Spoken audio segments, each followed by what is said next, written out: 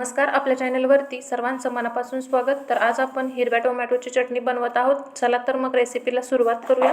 तुमच्या रोजच्या आहारात हिरव्या टोमॅटोची चटणी किंवा सॅलडचा तुम्ही समावेश करू शकता, कारण ते आरोग्यासाठी खूप फायदेशीर आहे। टोमॅटो भाजण्यासाठी इथे मी तव्याचा वापर केलेला आहे। इथे तवा छान गरम झालेला आहे। आता यामध्ये तेल घालून घेऊया। त्यावर टोमॅटो घालू। टोमॅटो आपल्याला मोठे मोठेच कट करून घ्यायचे आहेत, कारण ते आपल्याला परत मिक्सरलाच फिरवायचे आहेत। त्यामुळे मोठ्या आकारामध्ये अशा पद्धतीने टोमॅटो कट करून घेऊन आपल्याला ते तेलामध्ये छान असे भाजून आणि परतून घ्यायचे आहेत। उरलेले सर्व टोमॅटो मी आता कट करून घेतलेले आहेत आणि हे कट केलेले टोमॅटो आता मी यामध्ये टाकून घेत आहे आणि हे आपल्याला तेलामध्ये चांगल्या प्रकारे असं परतून घ्यायचं आहे। तुम्ही ते बघू शकता, मी हे तेलामध्ये टोमॅटो असे परतून घेतलेले आहेत। आता यामध्ये आपल्याला हिरवी मिरची घालायची आहे आणि हिरवी मिरची घालून हे परतून घ्यायचं आहे।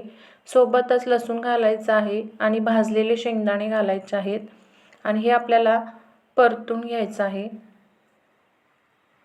इथे आपलं हे मिश्रण चांगल्या प्रकारे परतून झालेलं आहे। यामध्ये आता आपण पाणी घालायचं आहे आणि हे पाणी अटतं तोपर्यंत हे टोमॅटो शिजून जातात।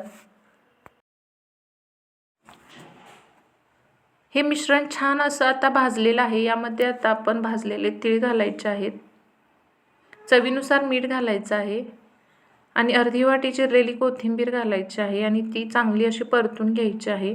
आता यामध्ये 1 चमचा साखर घालायचा आहे आणि हे मिक्सरला जाडसर असं वाटण तयार करून घ्यायचं आहे। आता याला आपण फोडणी देणार आहे, त्यासाठी तेल घेतलेलं आहे। तेलामध्ये मोहरी छान तडतडली की यामध्ये आपल्याला कढीपत्त्याची पाने घालायची आहेत।